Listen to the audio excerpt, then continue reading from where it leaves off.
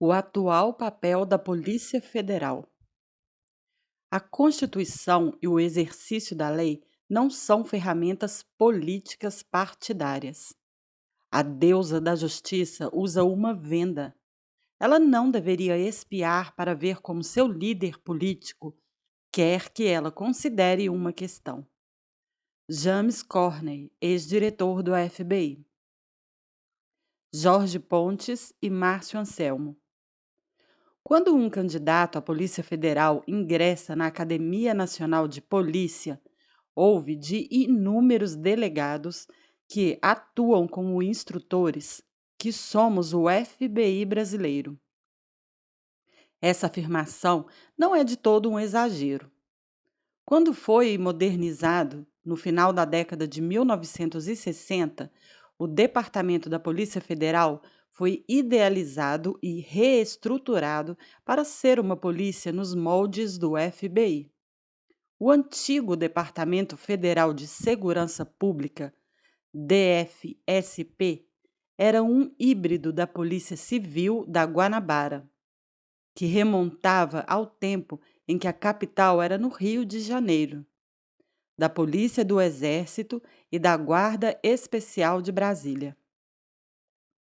Foi justamente a falta de uma identidade que inspirou a necessidade de criação de uma polícia nova, ágil, à imagem e semelhança da então novíssima capital do país, Brasília.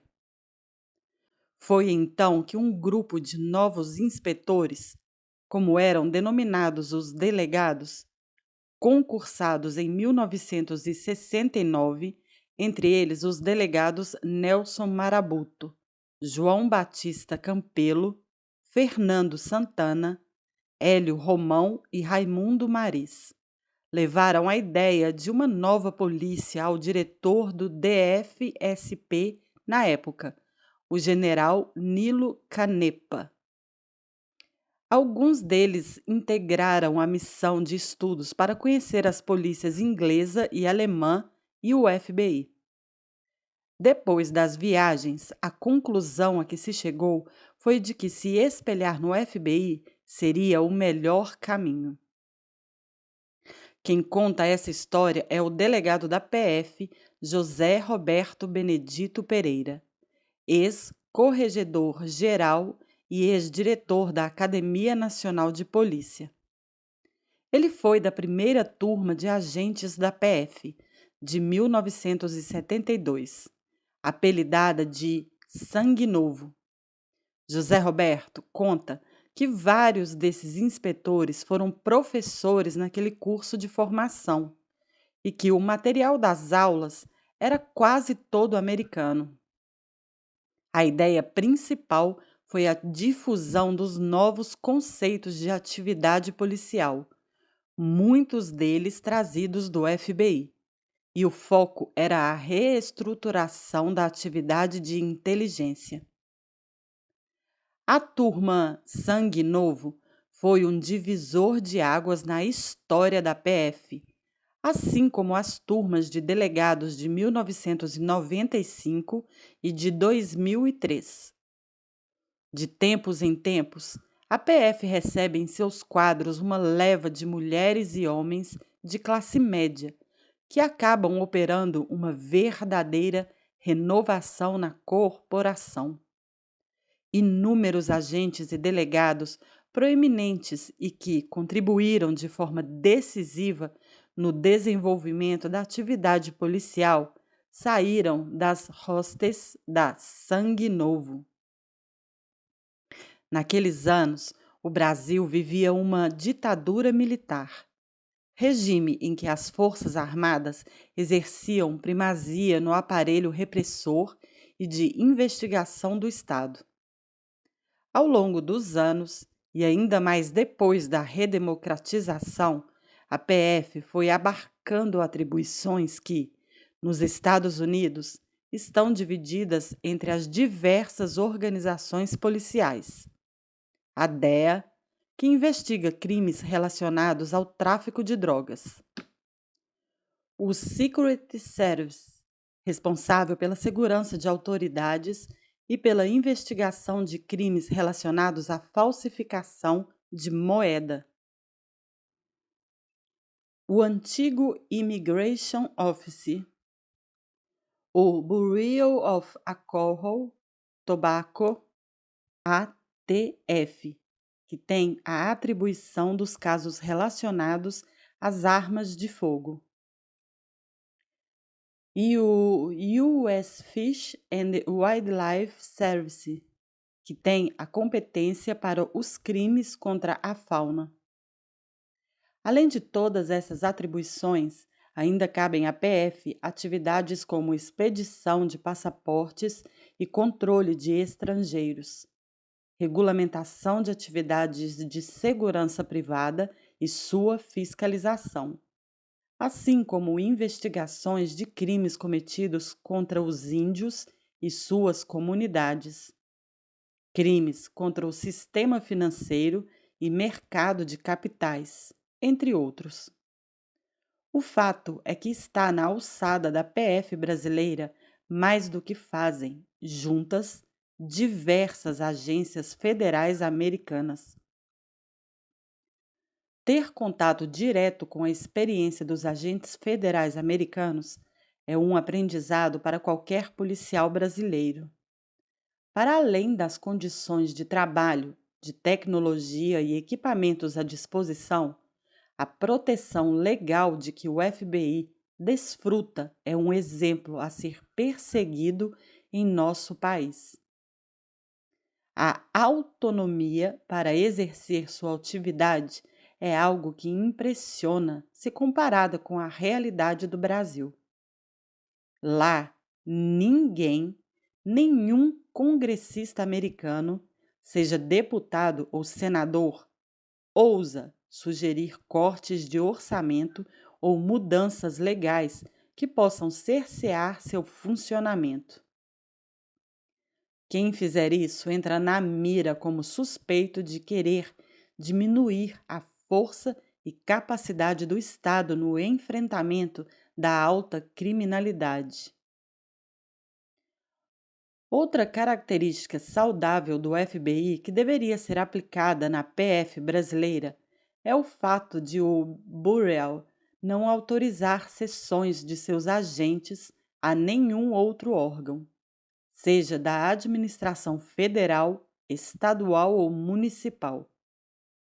Enquanto a PF empresta agentes, peritos e delegados para outros órgãos, inclusive para trabalharem como assessores em gabinetes de senadores e deputados, o FBI, por outro lado, cerceia essa prática.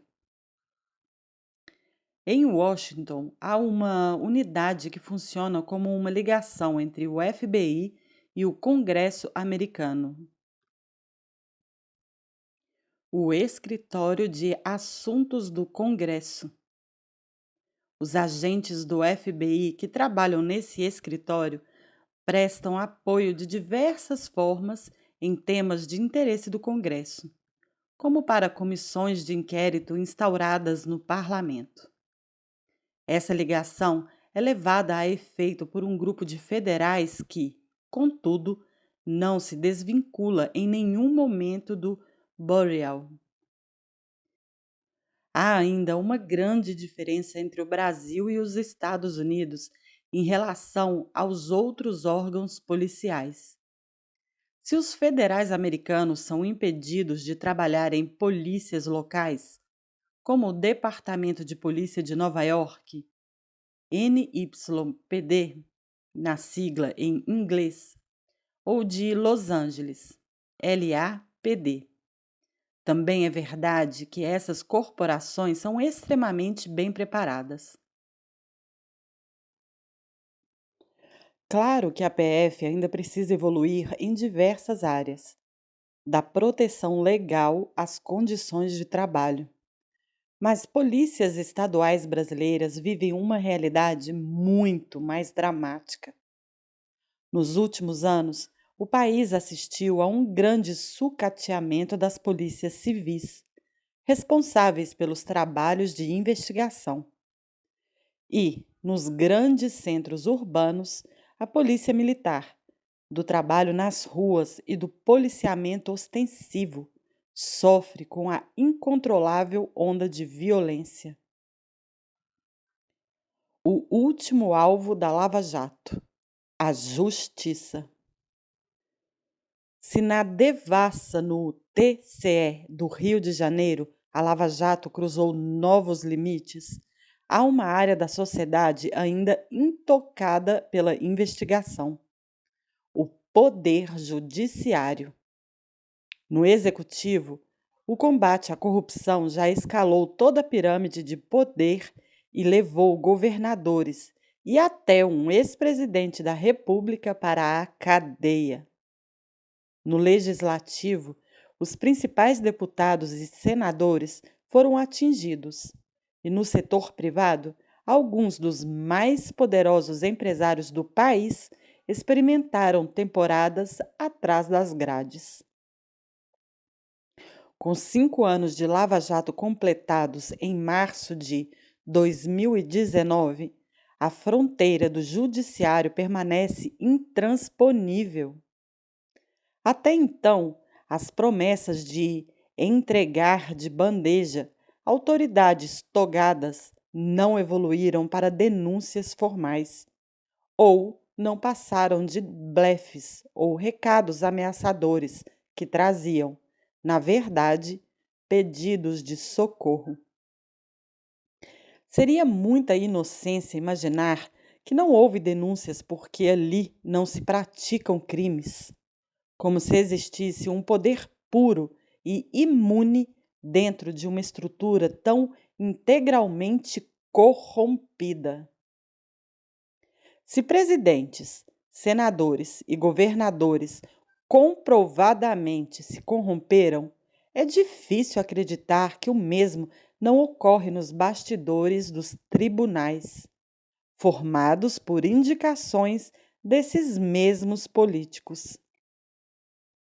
O mais importante é evitar que as instâncias superiores da justiça funcionem como a equipe de socorro das organizações político-empresariais que tanto sangraram os cofres públicos durante décadas.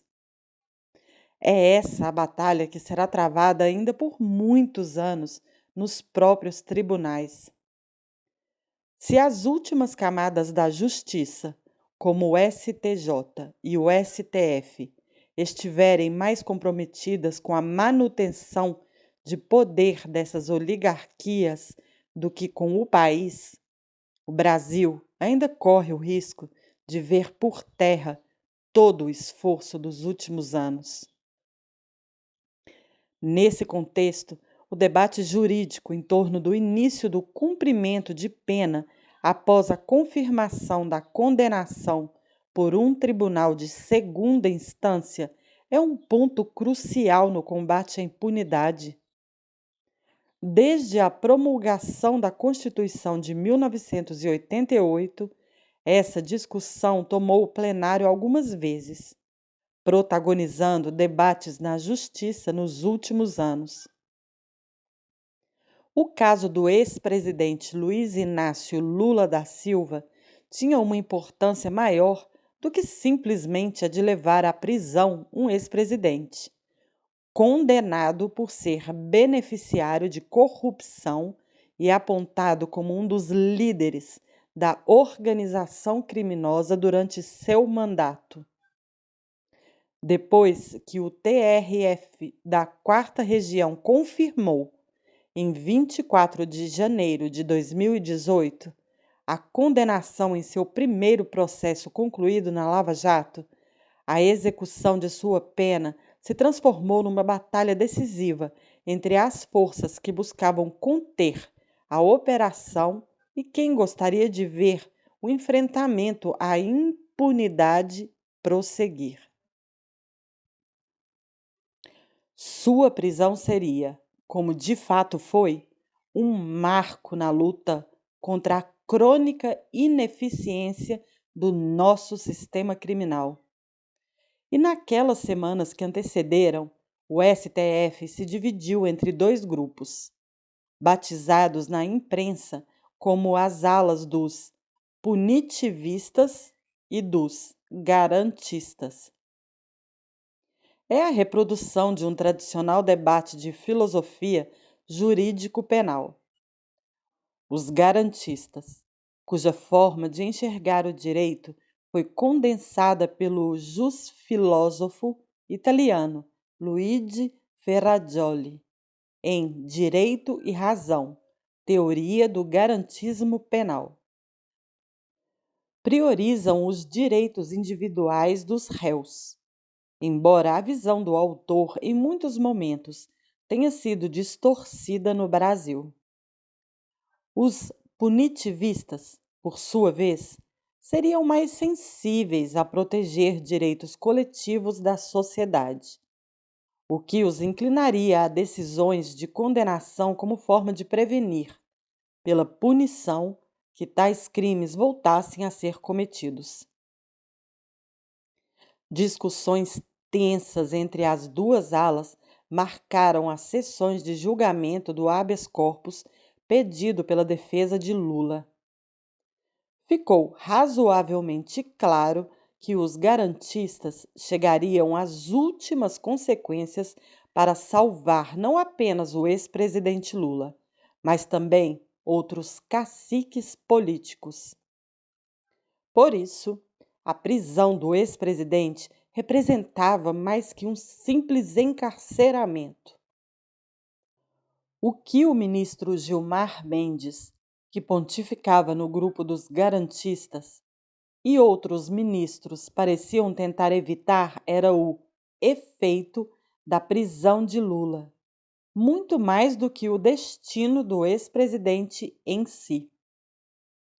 Do outro lado, os ministros Luiz Roberto Barroso e Edson Fachin adotaram em todos os processos da Lava Jato a postura de romper com os laços de proteção à elite política reinante no país. Nos últimos anos, Barroso vem resumindo as revelações da Lava Jato na avaliação de que celebrou-se pacto oligárquico de saque ao Estado brasileiro. Nos mais duros embates com a ala dita garantista do STF, o ministro insinuou que colegas poderiam estar interessados em proteger esse pacto. Na sessão do STF de 21 de março de 2018, Barroso teve uma intensa discussão com o ministro Gilmar Mendes e, em dado momento, afirmou que Gilmar não tem ideia, não tem patriotismo, está atrás de algum interesse que não seja a justiça. O poder do chefe executivo de nomear o ministro de um tribunal superior é uma prerrogativa que reforça o comprometimento daqueles que mais devem ter independência dos envolvidos em escândalos. Como essa nomeação tem validade quase vitalícia, os ministros só deixam a cadeira por vontade própria ou quando completam 75 anos. O estrago na desejável separação entre os poderes se torna ainda mais grave. Há casos em que integrantes dos tribunais superiores são indicados ainda jovens, na casa dos 40 anos, o que significa que estarão por pelo menos mais 3 décadas num dos mais importantes cargos públicos do país. Assim, enquanto um deputado pode ser defenestrado por meio do voto pela população após 4 anos de mandato, uma indicação desastrada para um tribunal superior terá consequências nefastas por muito mais tempo. Uma forma de minimizar esses efeitos é acabar com as nomeações políticas para os tribunais superiores, o que precisa ser feito por meio de emenda constitucional aprovada pelo Congresso. Ainda que possa parecer utópico esperar que a elite política abra mão de uma prerrogativa que lhe permite escalar equipes de socorro justamente onde são disputados os lances decisivos da guerra contra a impunidade. É fundamental que a sociedade pressione e cobre essa mudança. O estabelecimento de mandatos para juízes de tribunais superiores seria um avanço. Mais do que qualquer outro, o poder de nomear juízes nas altas cortes é o principal nó a ser desatado na proteção dos criminosos de colarinho branco. Um sistema feito para não funcionar. Depois que a PF e o MPF concluíram boa parte das investigações da Lava Jato e os envolvidos foram processados e julgados em primeira instância, ficaram ainda mais claras as novas barreiras do combate à corrupção. Dessa vez, não puderam anular a operação ainda em seu nascedouro, como aconteceu em outros casos. Para não atrapalhar a instrução dos inquéritos, vários integrantes das organizações criminosas, os que não possuem foro privilegiado, foram presos preventivamente em corajosas decisões da Justiça. O prosseguimento das ações penais nos tribunais fez o país se deparar novamente com o mais crônico dos problemas de seu sistema de justiça: o emaranhado sem fim de possibilidades de recursos, combustível da impunidade dos crimes de colarinho branco. Dificilmente superaremos esses obstáculos sem mudanças na legislação. De todo modo, já é possível avançar mais com o que temos quando interpretada em favor da sociedade. Não há exemplo melhor e mais importante do que o debate sobre o momento do início da execução de pena. Se após a confirmação da condenação em segunda instância, quando se conclui a análise dos elementos de prova pela Justiça, ou se somente depois de esgotados todos os recursos possíveis em todas as instâncias, o que, na prática, significa apenas após o último embargo julgado pelo STF. Depois de percorrido todo o trânsito judicial brasileiro, e que fatalmente significa a prescrição de boa parte dos crimes julgados, sinônimo de impunidade. Apenas a título de exemplo, o deputado federal Paulo Maluf, acusado do desvio de recursos da Prefeitura de São Paulo na época em que foi prefeito da capital, entre 1993 e 1996. Foi julgado pelo STF somente em maio de 2017. Nesse mesmo ano, o ministro Edson Fachin determinou sua prisão para cumprimento de pena. E ele já estava com 86 anos. O ex-prefeito permaneceu na cadeia pouco mais de 3 meses, até que o ministro Dias Toffoli concedeu habeas corpus, enviando-o à prisão domiciliar. Em 2016, o STF determinou que a pena pode ser cumprida após a segunda instância, medida novamente ameaçada pelas equipes de socorro dos políticos sob a ameaça da lei. Sob o pretexto de um falso garantismo, arma-se um movimento na elite político-jurídica para derrubar essa interpretação da Constituição. Se essa reação prevalecer, o efeito prático, disfarçado de preservar direitos dos acusados, será salvar criminosos poderosos já condenados. Falar em presunção de inocência nesses casos não passa de um sofisma. É uma falácia quando se trata de um processo de alguém julgado e condenado em duplo grau de jurisdição, tendo sido esgotados todos os recursos nessa segunda esfera.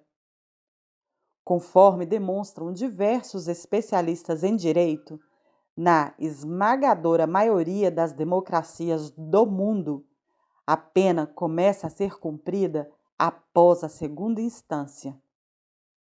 Em alguns países, até mesmo antes. No sistema judicial brasileiro, a análise do mérito das ações penais se esgota após o segundo grau de julgamento. A Constituição estabelece que ninguém será considerado culpado até o trânsito em julgado de sentença penal condenatória. Não fala em prisão ou cumprimento de pena. O STF, em 2016, confirmou a interpretação de que o início da execução da pena não prejudica a presunção de inocência, justamente porque as provas do processo já terão sido analisadas por um juiz e depois por um tribunal colegiado. Estender a presunção de inocência para os níveis superiores é uma maneira artificial de impor a impunidade. Nesses casos, o garantismo tenta impedir a chegada do último julgamento, já que a legislação brasileira possibilita uma infinidade de recursos. Resta a impressão de que esse regramento existe para que o criminoso abastado ou poderoso não seja nunca condenado nem encarcerado. Não se trata de defender um punitivismo irracional, como acusam alguns advogados, ou de desrespeitar os direitos humanos e jurídicos dos acusados. A motivação e a luta contra a impunidade não se dão em nome de uma busca por vingança. O mais importante das punições aos criminosos é seu efeito profilático, prevenir e desestimular que os delitos voltem a acontecer. Por outro lado, a demora ou mesmo a inexistência da conclusão das ações penais serve como um incentivo para que não haja interrupção dessas práticas ou mesmo arrependimentos. Também nesse ponto, os Estados Unidos servem como um bom exemplo. Nas investigações do escândalo na FIFA, de grande repercussão no Brasil por envolver o universo do futebol e alguns de nossos principais dirigentes esportivos, foram comprovadas a importância da celeridade dos procedimentos jurídicos e a eficiência do sistema. Cartolas apanhados como integrantes do grupo que se especializou em desviar dinheiro de contratos de venda de direitos de transmissão de eventos esportivos pegaram grandes penas por burlar a legislação financeira americana. José Maria Marim, ex-presidente da Confederação Brasileira de Futebol, CBF, demitido no dia da deflagração da operação na Suíça, está preso até hoje nos Estados Unidos e foi condenado a pagar vultosas somas como multa. No Brasil, a infinita legislação recursal permite protelar indefinidamente as ações penais, situação agravada pelas indicações políticas nos tribunais superiores, criando as terceira e quarta instâncias do Poder Judiciário, que funcionam como revisoras das instâncias anteriores e, por muitas vezes, levam os processos à prescrição. Tudo isso traz uma sensação de desencanto na sociedade brasileira. O sistema parece feito para não funcionar. Um cabo de guerra assimétrico, em que investigadores, promotores e juízes de primeira instância enfrentam uma barreira quase intransponível das redes de proteção da elite política, empresarial e judiciária. Além do efeito didático de se fazer justiça e de se recuperar recursos públicos desviados, o aprimoramento dos sistemas de punição traria o efeito indireto de prevenir a repetição desses crimes. O labirinto de recursos fomentou no país uma indústria milionária para os advogados. Se, por um lado, esses benefícios da lei só estão ao alcance de quem tem dinheiro para contratar bons defensores, por outro lado, o preço de um criminalista é inflacionado de acordo com o acesso e a influência que ele diz ter junto a julgadores. Um advogado de uma banca de grife chega a cobrar dezenas de milhões de reais a um alto político ou empresário envolvido numa grande operação policial. Sem que haja a preocupação com a origem desse dinheiro, o valor aumenta conforme vão sendo ultrapassadas as instâncias da justiça. Sem contar a taxa de sucesso em liminares como um habeas corpus deferido, por exemplo. Em casos de réus que sabidamente desviaram valores ainda maiores nos esquemas de corrupção, como é possível saber se os enormes montantes que pagam aos advogados não são também produto de crime? É uma indústria que vive da impunidade derivada da frouxidão de nossas leis. A OAB tem se furtado a discutir o recebimento de honorários com o dinheiro produto de crime, na contramão do resto do mundo. A regulação da advocacia como sujeito obrigado a reportar comunicações suspeitas ao COAF, mesmo que apenas em casos de consultoria, até hoje não saiu do papel. Mais do que discutir os pormenores dos casos ou os argumentos jurídicos sobre uma prova, ou ainda defender, no mérito, a inocência de seus clientes, uma parte dos grandes criminalistas brasileiros se especializou nas chicanas legais que permitem não necessariamente a absolvição, mas com certeza a postergação do trabalho da justiça e, afinal, a consequente prescrição dos crimes. Ou obtém a própria anulação de provas e processos inteiros, como já ocorreu inúmeras vezes. A letargia da justiça joga a favor deles. O nó a ser desbaratado é o do arcabouço jurídico. É inútil culpar os advogados por tentarem se aproveitar das brechas da lei. A execução da pena a partir da segunda instância, conforme a interpretação que o Supremo fez da Constituição, ilustra perfeitamente como se pode evoluir pela aplicação das leis, mesmo antes de mudanças no texto constitucional. Por isso, também, há uma grita tão grande dos advogados em favor de se esperar o trâmite em julgado para o cumprimento da pena. Se a permissão de se aguardar em liberdade até o encerramento de todas as instâncias não vingar, não será mais possível oferecer aos clientes a garantia da prescrição do crime, nem a certeza de aguardar em liberdade toda a infinidade de recursos. E claro, os réus pensarão várias vezes antes pagar fortunas aos criminalistas. A imensidão de recursos permitida pelo processo penal brasileiro não é, por si só, a única causa da impunidade, bem como foro por prerrogativa de função, que no Brasil alcança um grande número de pessoas.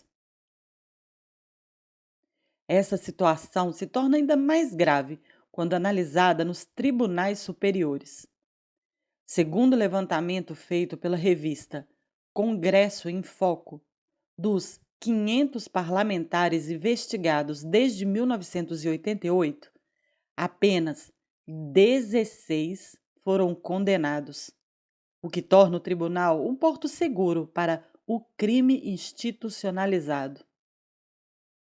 Fernando Collor, por exemplo, respondeu no STF ação penal por 3 crimes cometidos em 1992: falsidade ideológica, corrupção passiva e peculato.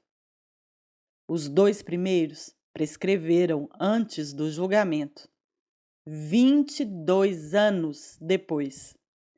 E quanto ao crime de peculato, foi absolvido por ausência de provas. Esse porto seguro demonstra a corrida desenfreada ao longo dos últimos anos pelo foro privilegiado como tábua de salvação por parte de algumas autoridades da República. Crime institucionalizado como ameaça ao desenvolvimento do país. Se já não bastassem os bilhões de reais drenados pelos esquemas de corrupção, o crime institucionalizado causa danos ainda mais profundos: o atraso no desenvolvimento do Brasil como nação.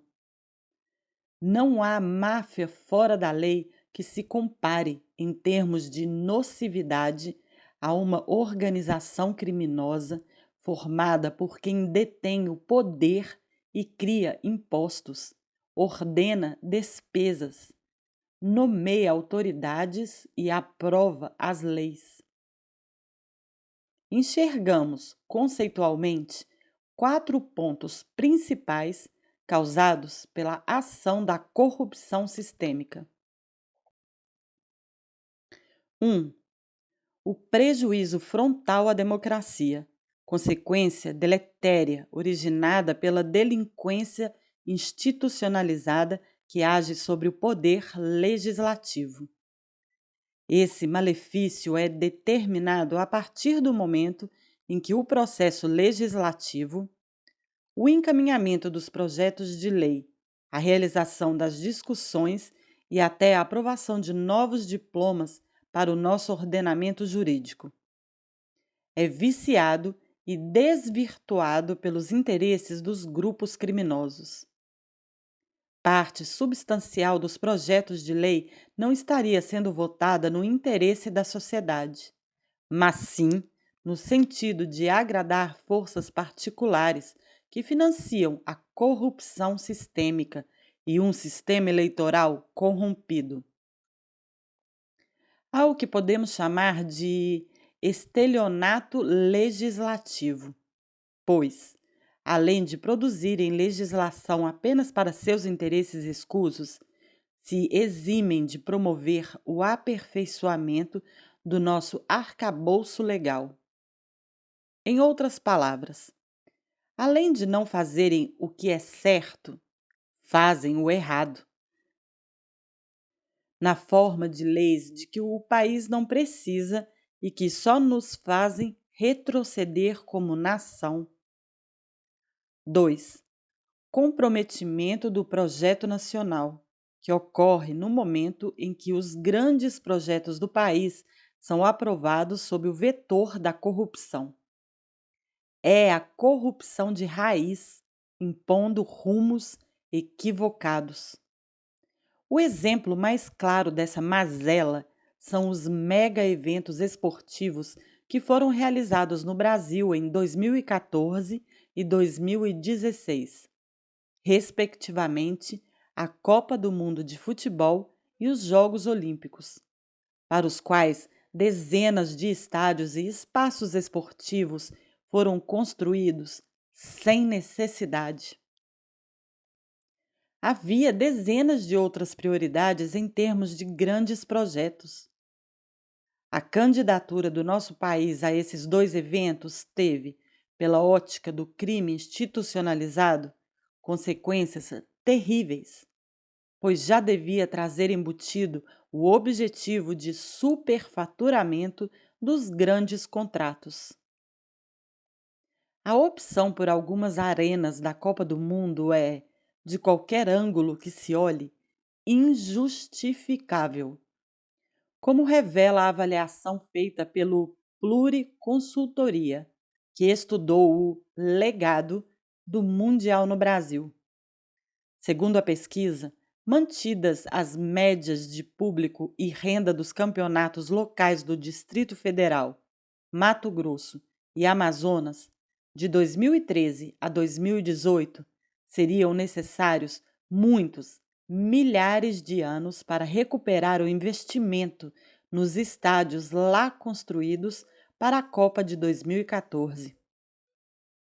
No caso do Estádio Nacional, no Distrito Federal, seriam necessários 216.343 jogos e 2.739 anos. No da Arena Pantanal, Mato Grosso, 69.310 jogos e 1.216 anos. No da Arena da Amazônia, 118.673 jogos e 3.207 anos. A deturpação de projetos que já nascem sob o planejamento da corrupção ocorre também em outras áreas, mesmo nas que são prioridades nacionais. Um exemplo é a construção de refinarias de petróleo, como a Abreu e Lima, no estado de Pernambuco. Segundo o laudo pericial elaborado por peritos criminais federais da Polícia Federal em Curitiba, nos autos dos inquéritos da Lava Jato, essa refinaria nunca irá gerar recursos que cobrirão seus gastos. Dessa feita, temos outra obra que nunca deveria ter sido realizada. 3. Custo Brasil, ou seja, o tamanho da conta que o país paga, envolvido pela cultura da corrupção sistêmica. Esse custo decorre da existência crônica de sobrepreços e superfaturamentos de praticamente todos os produtos adquiridos e gastos realizados pelo Tesouro. Como o dinheiro que abastece o sistema corrupto sai, invariavelmente, do erário, o custo Brasil, na prática, é pulverizado e repassado à sociedade, que, ao fim e ao cabo, sustenta o prejuízo da corrupção. 4. Enfraquecimento da cidadania, que se traduz na falta de confiança nas instituições e mesmo na baixa autoestima que acomete o cidadão médio. Uma grande parcela dos brasileiros não se sente motivada nem com força suficiente para mudar o estado de coisas. Não há mais confiança nos sistemas que norteiam e integram a sociedade, nem nos mais básicos, como as urnas eletrônicas utilizadas no nosso modelo eleitoral, desacreditadas por uma expressiva parcela de eleitores. A sequência de escândalos, a demora infinita para alcançarmos um desfecho justo para as ações penais e a consequente sensação de impunidade funcionam como um círculo vicioso que gera a sensação de impotência. A longo prazo, essa baixa autoestima pode gerar mais desobediência das leis e, por fim, uma geração inteira de pessoas sem comprometimento com a sociedade ou vontade de mudar as regras do jogo.